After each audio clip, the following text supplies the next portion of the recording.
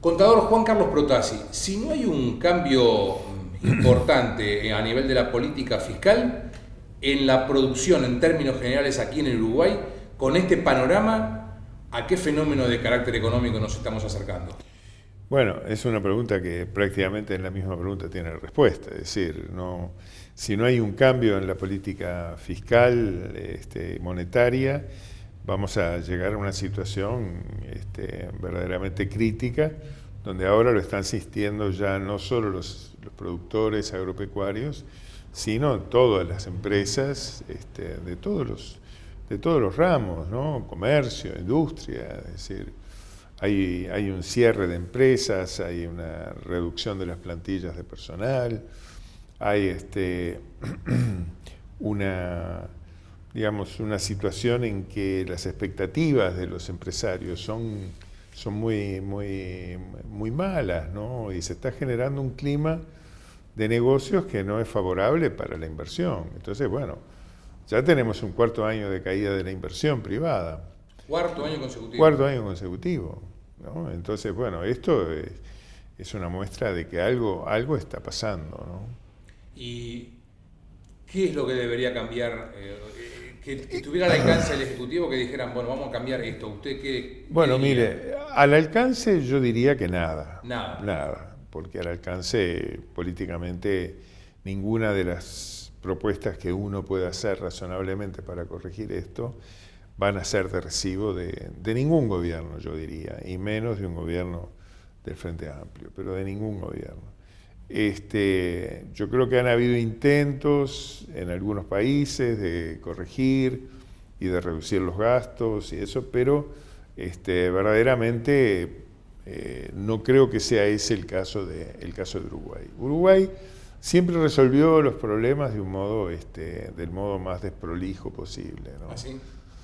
Y sí, siempre fue con crisis, porque esto que estamos pasando ahora es lo mismo que pasó en el año 82 con la tablita.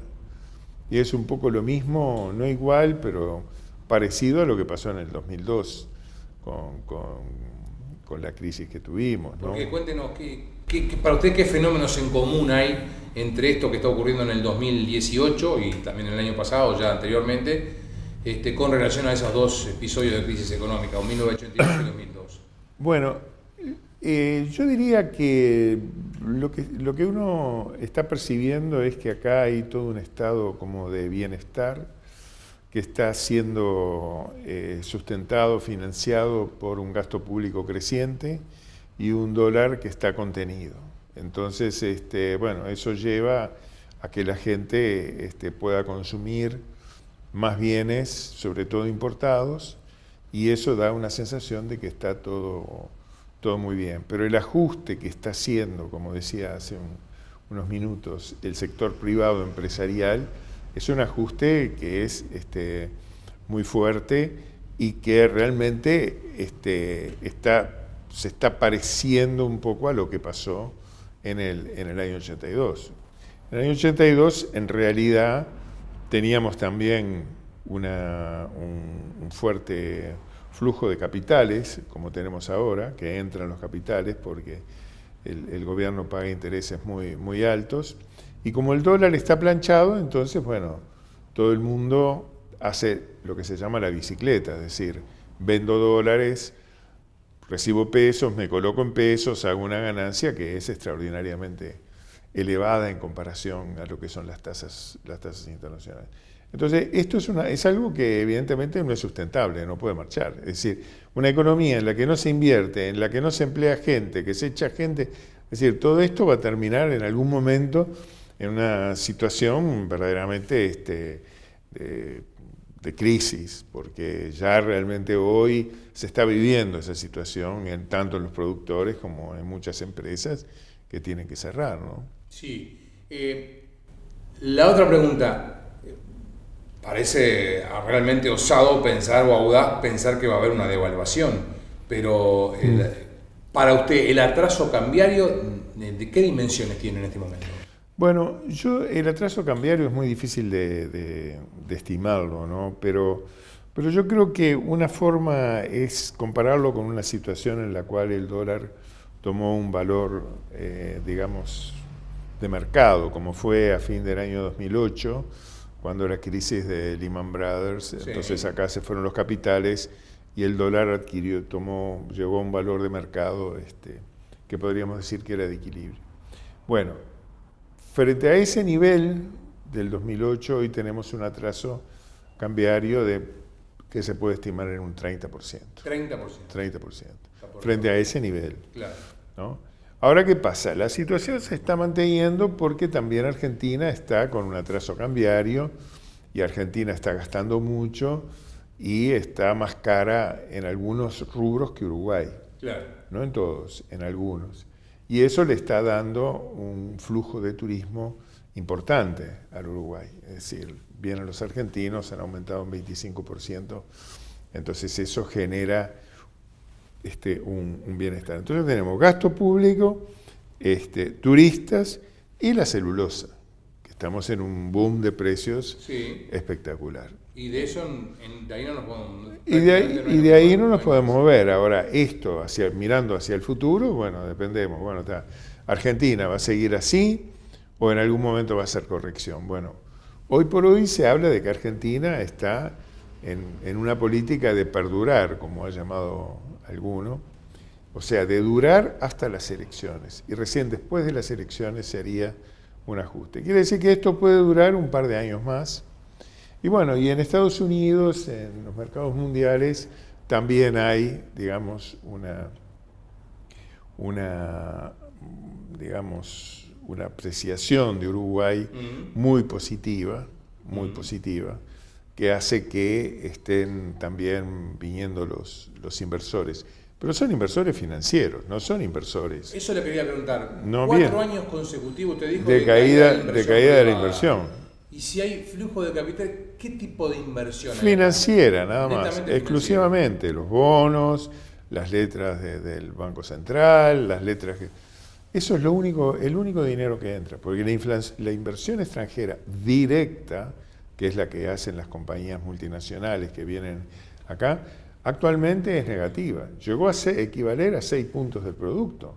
Si hablamos de un producto de cercano a los 60.000 millones, serían 3.600 millones de dólares que se invirtieron en ciertas épocas, 2006, 2007, 2008.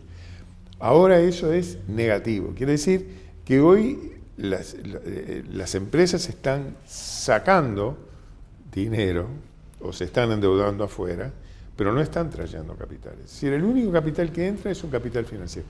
Por eso digo, esto es casi un calco de lo que fue el periodo previo a la tablita. Bien. Aumento de deuda, déficit fiscal, atraso cambiario. Las 3 cosas juntas. 3 cosas juntas. Y otra pregunta interesante, me parece a mí.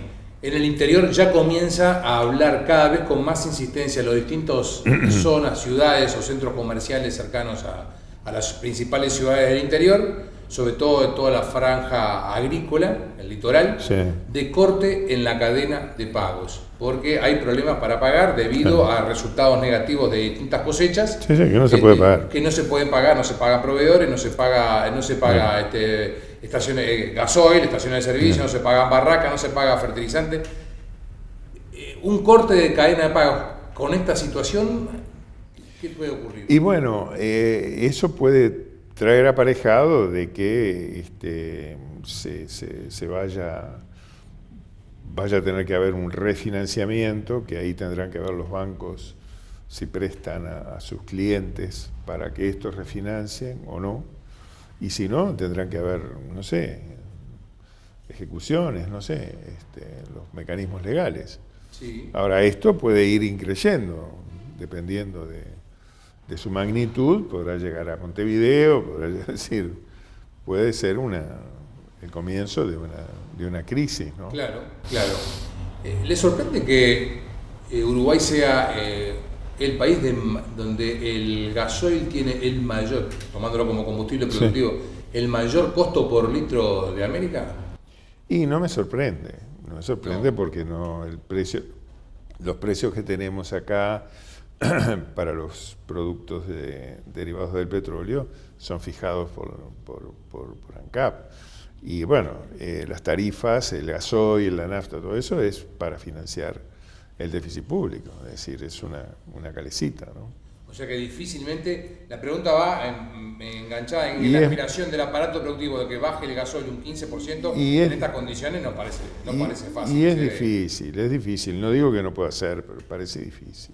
Difícil, o sea, no habría voluntad de hacerlo. No habría voluntad de hacerlo, tendrían que bajar otros gastos, otros costos el Estado, que no está dispuesto a hacerlo. En estas condiciones, para finalizar, para usted, ¿cómo se hace para enganchar a gente que quiera invertir en el sector primario?